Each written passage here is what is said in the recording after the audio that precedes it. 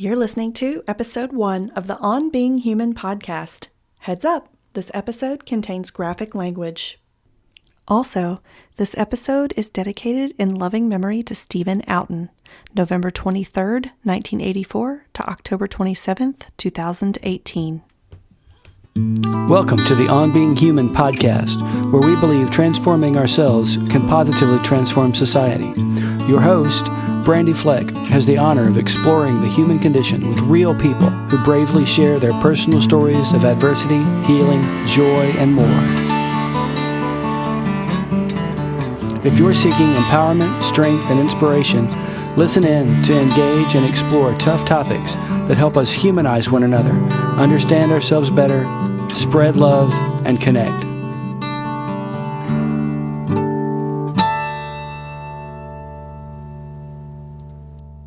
They say cigarettes are more addictive than heroin. I've heard heroin feels like an orgasm exploding in every single pore of your body simultaneously. Cigarettes don't feel so good to be so addictive. I think smokers are getting gypped in some ways. I mean, if you're going to be addicted to a substance, why not get orgasms out of it? But I suppose heroin has its downfalls too. Anna Lee handed Jenny the Marlboro and a Bic while we were sitting inside a trailer that belonged to her older, grown sister. We were 12 years old. At that moment, an internal dialogue began in my head that would last for years. Smoking is bad. I hate living in a house that is always full of smoke. I should not smoke. "Hey, Anna Lee," I said, "can I try it?" "Of course," she said as she stuck it between my lips and held up a lit lighter. "Now, you'll want to suck in while the flame is at the end of the cigarette." Jenny already had the hang of it, but Anna Lee had to light it for me. Once I had the forbidden fruit between my fingers, Anna Lee and Jenny started instructing me on how to inhale. "I don't usually inhale," Jenny said. "I only inhale sometimes," Anna Lee said. I drew the smoke into my mouth and held it there for a few seconds, then blew it out into the dim light. The second time I drew smoke into my mouth, I decided to breathe in. Anna Lee said not to worry. Everybody coughs the first time. "Won't your sister notice that these are gone?" I asked. "Nah, she won't miss them at all. In fact, she knows I smoke them sometimes," Anna Lee said. I stubbed the cigarette out after a few minutes because we decided to go skinny dipping, with t-shirts on of course, in the above-ground pool next door at Anna Lee's mom's house. I finished stripping and putting on a t-shirt before the other girls finished getting ready. Giggles filled the living room as stories of boys prevailed. In an effort to stifle laughter, I focused on the box on the side table by the ashtray we'd used. The box said, "Surgeon General's warning. Cigarette smoke contains carbon monoxide." When you see the warnings on cigarette packs about carbon monoxide, it's because carbon monoxide is a byproduct of incomplete combustion. Combustion occurs when an object bursts into flames. Combustion is what's happening when you see flames and feel heat, and oxygen fuels the fire. Cigarettes burn slowly, though, and incomplete combustion happens when not enough oxygen exists to fuel the burn.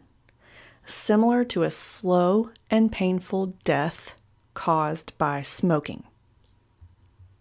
Hello, I'm your host, Brandi Fleck.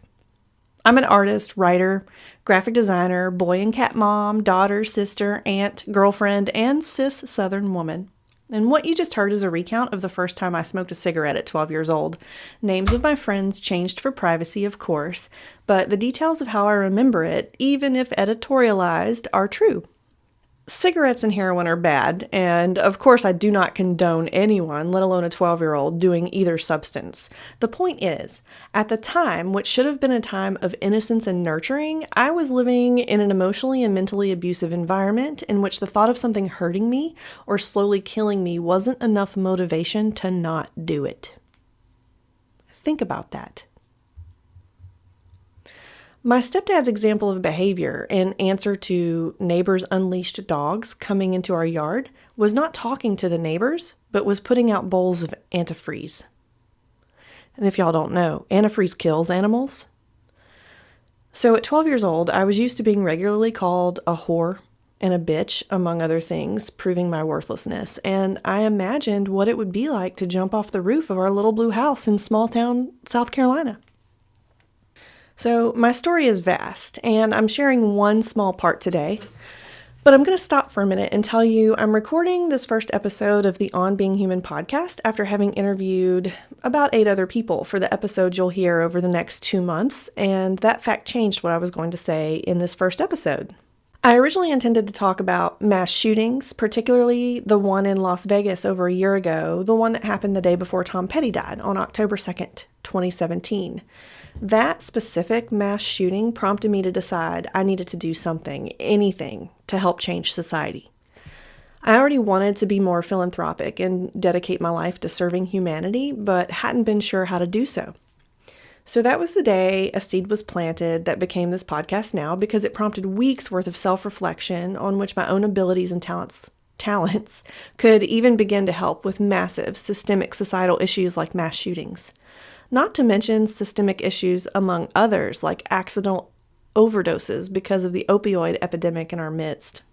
So I decided to harness my education in mass communications, journalism, and English, and my God-given gift of art and creativity to pull together a platform in a community, the On Being Human community, so people who live as shining examples of how to heal and harness hard experiences for a positive life path, rather than a negative and dark life path, can spread the word about the possibilities of finding joy in life regardless of what they've been through.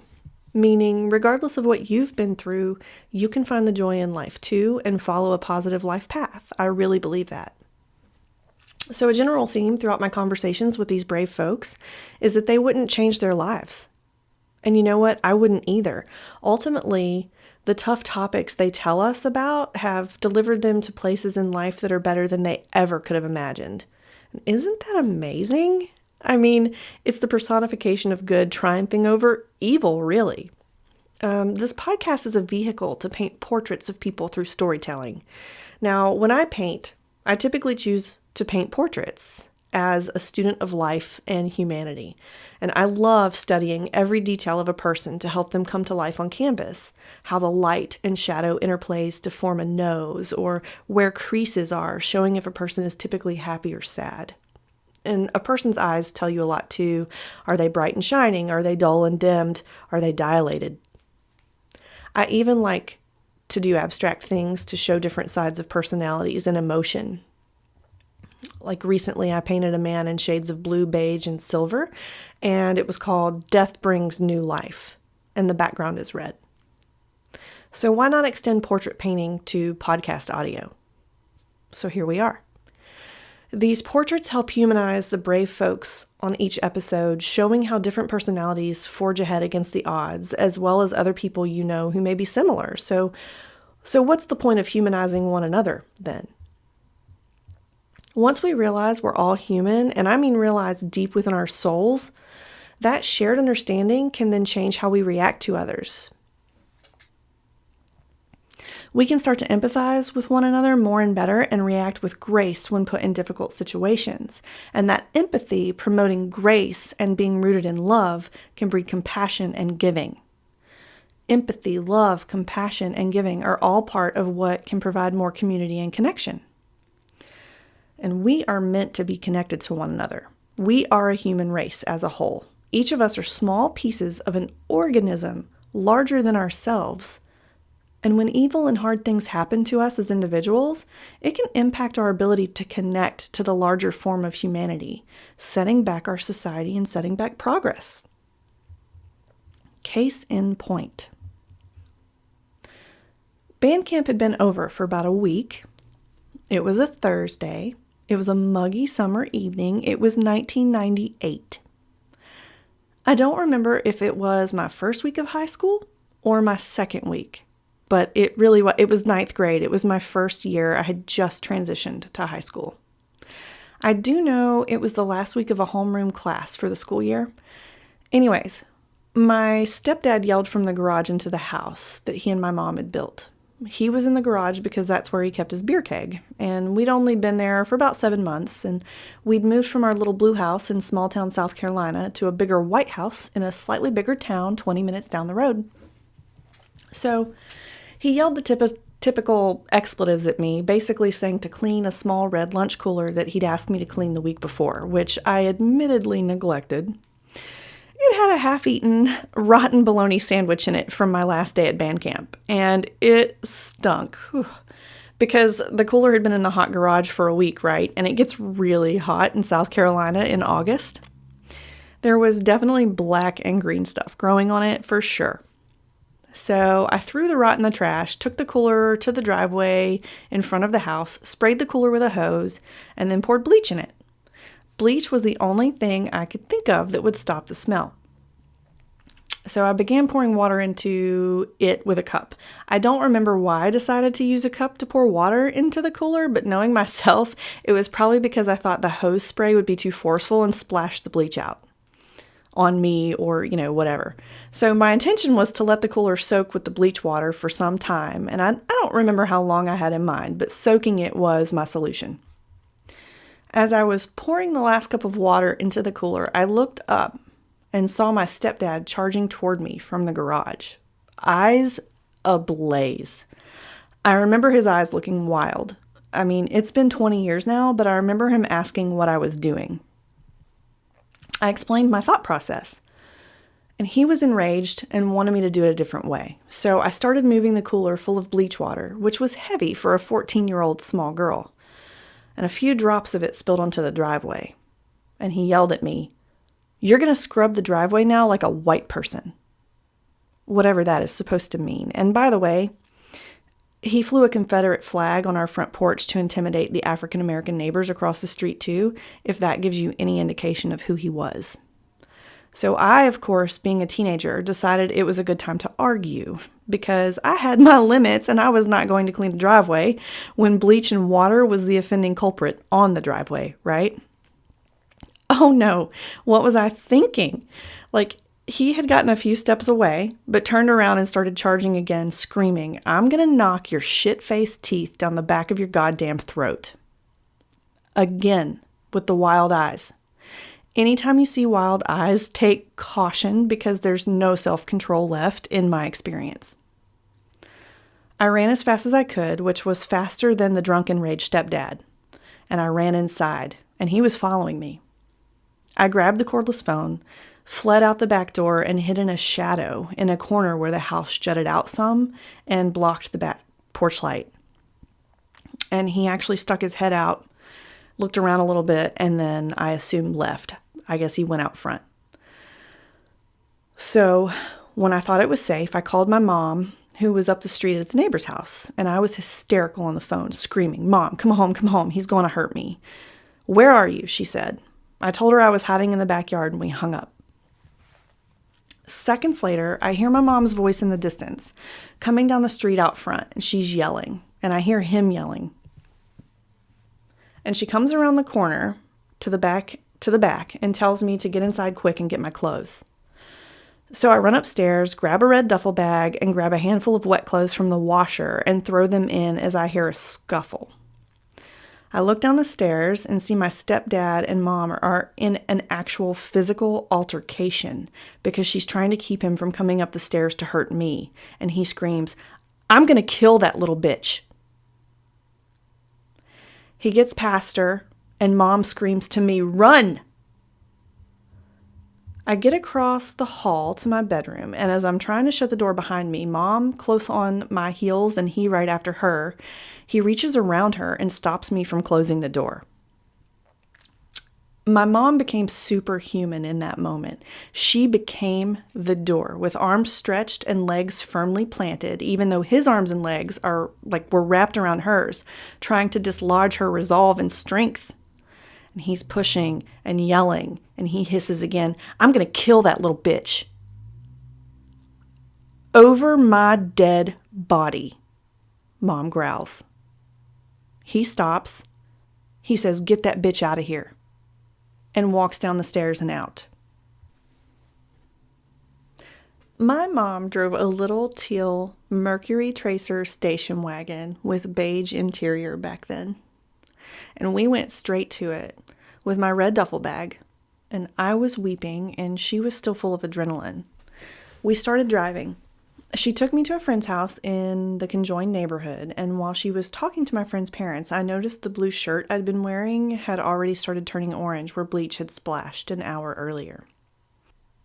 The next day was not the first time I'd gone to school with swollen eyes from crying for hours, but it was the last time I had to worry about being abused.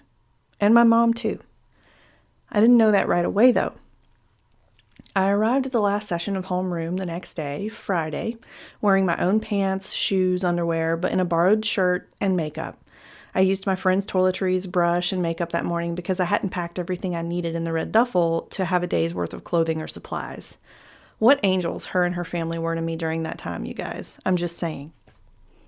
So, exercising my strengthened skill of compartmentalizing, the last night's death threats were on the back burner, and I was completely thrilled about the first marching band exhibition of the season. The color guard at this school was the largest one I'd ever been a part of. We also had these black velvet halter pantsuits, y'all, with flared legs, and we were being coached by one of the best in the circuit, whom I later ran into as part of Winter Guard in Tennessee, and that was also thrilling. But anyways, so we knew most of the show. We'd put so much work into it, and I'd already made friends over the summer at band camp, even having just moved. So right before the bell was to ring for first period, the teacher says, "Brandi, can you please go to the office?" The principal's office? Yes, that's where she sent me. I was a good kid. I made good grades, studied hard, really wanted to do well. I had dreams of going to Harvard, you guys, one day, or, some kind of Ivy League school anyways. I was really academically focused. And I didn't think I was in trouble, but really had no clue what was happening. So through the door, Mom was sitting at a round table with the guidance counselor, and they had paperwork scattered in front of them. "Hi, Brandi," Mom said. "I'm withdrawing you from school, and we're moving to Tennessee right now." The world stopped turning. And instead, the only thing that was turning was my head and vision just spinning. Tears, tears, and more tears. Mom walked me out through this big area in front of the lunchroom while people were changing classes. And I saw one of my color guard friends who looked at my face and had immediate concern. She said, "What's going on?" "I'm moving. Oh my God, I'm leaving. I won't be at the show tonight. Please tell everyone I said bye." We exchanged this information as we were both walking in different directions, and the next thing I knew, I'm in my uncle's black full-size Chevy with nothing but my friend's shirt on my back and a book bag with a few papers in it, heading to the interstate in silence, except for the roaring dual exhaust, of course. So since we didn't really have mainstream internet and definitely no cell phones back then, I didn't get to tell anyone where I was going or what was happening. I only said bye to my one new color guard friend. Mom was riding in a vehicle with my grandma and my aunt. And the night before, after Mom dropped me off at my friend's house, my friend's stepdad had gathered a group and went on a manhunt for my stepdad. They couldn't find him. And unbeknownst to me, Mom had gone to a hotel instead of going back home. She called her mom, brother, and sister, and they hit the road to South Carolina immediately. They were coming to get us and take us to safety about 350 miles away.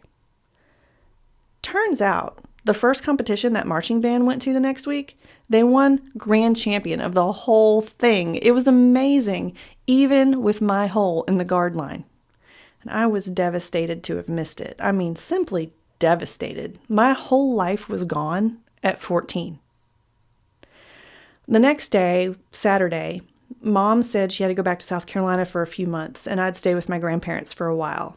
But first, she was going to enroll me into the local high school in Smyrna, Tennessee, the coming Monday. I said, "Mom, school has already started. Band camp is over. How am I going to be in the marching band? If I can't be in the marching band, I cannot stay here." "Okay, Brandi," she said, "we'll take care of it." And she did. That Monday, I was enrolled in classes. We talked to the band director, and he said I could march as an alternate and learn the show. That evening, I went to my first practice and shadowed the guard captain. That Friday, I went to the first football game with the SHS band and laid out and picked up equipment before and after the show. Within a couple weeks, I was already needed to fill a spot, and by the end of the season, I was marching the show full-time at football games and competitions. If it weren't for color guard as a creative outlet and teachers dedicated to the band and guard the way they were to provide discipline, I really don't know what would have happened, but it really helped save me from the trauma at the time. So, as you might have deduced, I smoked through all of middle school, but quit in high school because once in Tennessee, I had no access to cigarettes, no of-age friends who could buy them. I did have access to my grandma's, but absolutely refused to steal.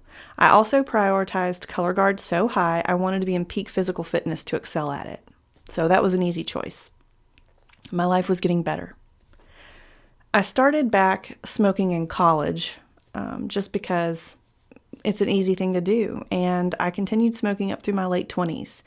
I finally quit because I wanted to have my son, and his life and health is precious.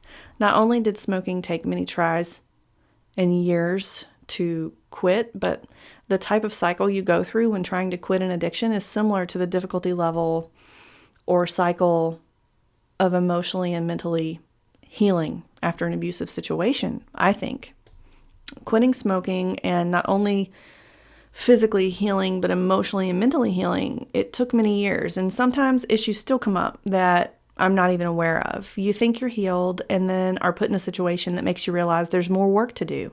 And perhaps that will be true for the rest of my life or anyone's life who has been through trauma. I'm not sure yet.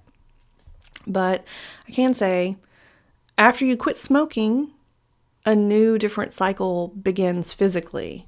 So I did some research, and the literature says after about 20 minutes, your pulse rate returns to normal after you quit. After 8 hours, the nicotine and carbon monoxide levels leave your blood. They're reduced within a couple of days. The carbon monoxide is completely gone, and your lungs really start to clear the bad things that were built up, and your smell and taste start to improve. After about 3 or 4 days, your energy increases and you can breathe easier. And breathing easy is so taken for granted, right? So after about 2 to 12 weeks, your circulation improves. After 3 to 9 months, your lung function increases. After 1 year, your risk of heart disease is cut almost in half compared to an active smoker.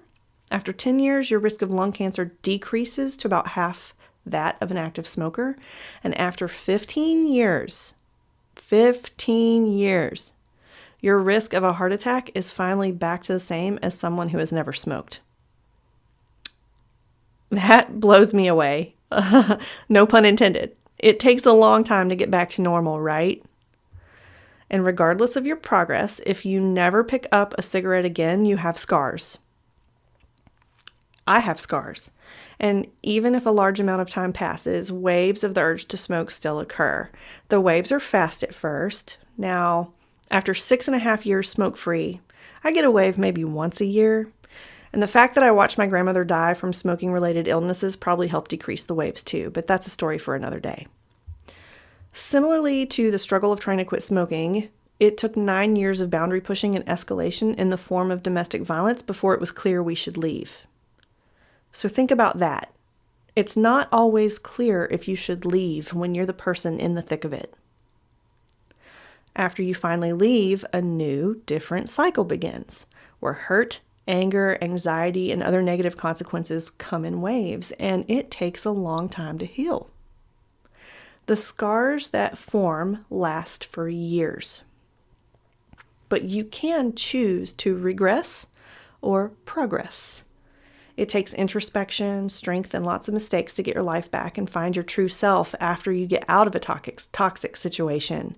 And the abuse affects you in ways that bleed into personal relationships like parenting, being a spouse, being a daughter or son, sister or brother, and even an employee or a child of God. I could tell you. For example, one of the long-lasting scars I was left with include a negative internal dialogue and script that I didn't realize was harming me and my relationships. It didn't just harm me, y'all. It harmed people I cared about in ways of pushing them away and not being as connected as we could have been and not receiving love from people who dearly love me. And if you believe that the universe mirrors back to you what you put out into it, as I do, and as the life coach guest you'll hear on episode 3 of this podcast does, then it's evident that a negative internal script really needs to be flipped in order to have a positive life path and to attract the things to you that are good in this world. It's damaging well after the abuse has stopped because you abuse yourself. So one of many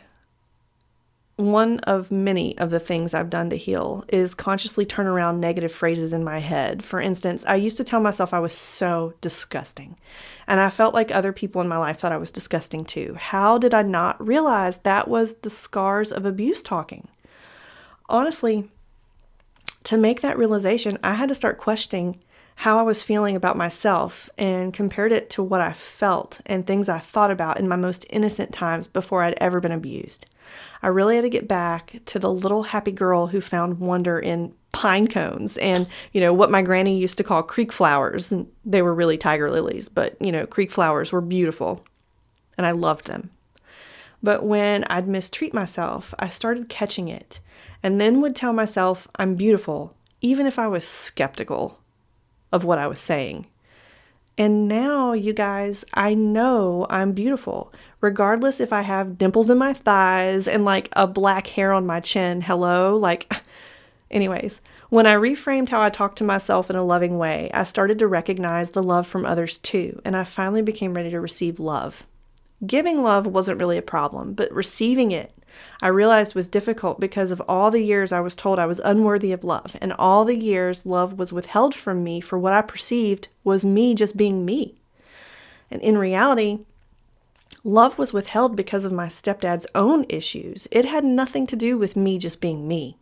This is the key that ties everything together in this episode. Earlier I said, when evil and hard things happen to us as individuals, it can impact our ability to connect to the larger form of humanity, setting back our society and setting back progress. Hurting people hurt people. The challenge for us to evolve consciousness to a higher level is to recognize when we're being hurt because someone else is hurting. And instead of lashing back, just give love. Love is really the ultimate shield and protector and healer. And this is definitely a challenge to do. It's not always easy, and you do have to distance yourself at times, but distance does not mean love doesn't exist. If we go further to ask, why are people hurting, and try to understand their situation, we're then starting to empathize with them and can see in many situations that they're not hurting us because anything is wrong with us. They're hurting us because they've been hurt by someone else and couldn't stop the cycle. So as far as I'm concerned, the cycle stops with me. So far, I've talked about cycles of addiction, cycles of abuse, cycles of healing. I've talked about smoking and the climax that ended the domestic violence in my own family growing up, and how are they all related? There are undeniably repeating patterns in the universe. Just look up fractals or the spiral pattern that we see in nature so often. So it stands to reason that you can take a lesson from one scenario and apply it to another, as long as the same underlying repeating pattern shares similar characteristics. Therefore, it stands to reason that if incomplete combustion has unhealthy, toxic byproducts due to a lack of oxygen to fuel the burn, it also stands to reason that if a person is not fueling their life with enough love and the things they need to be fulfilled and happy, unhealthy, toxic byproducts are a result. We all operate in a state of incomplete combustion from time to time and have to heal from the resulting consequences.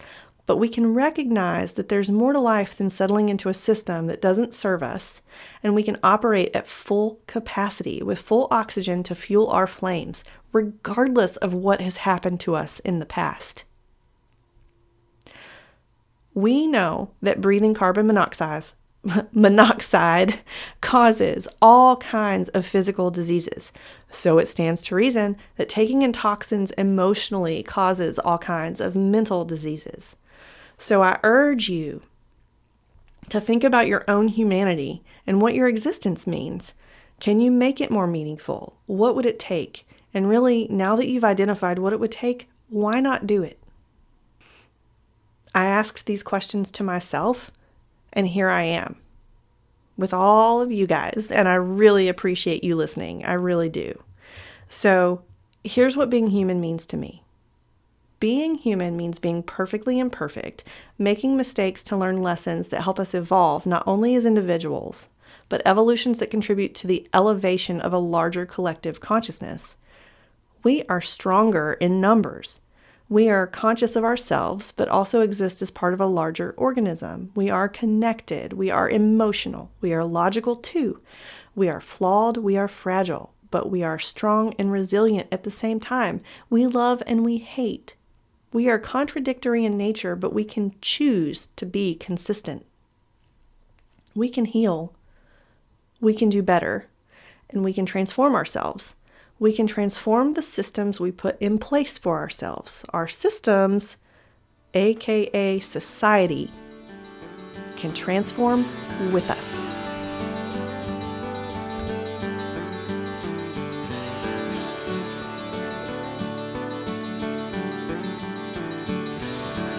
So there you have it. I hope you enjoyed this episode. Tune in weekly at onbeinghumanpodcast.com for more soul-exposing explorations of what it means to be human. Until next week, love to you all.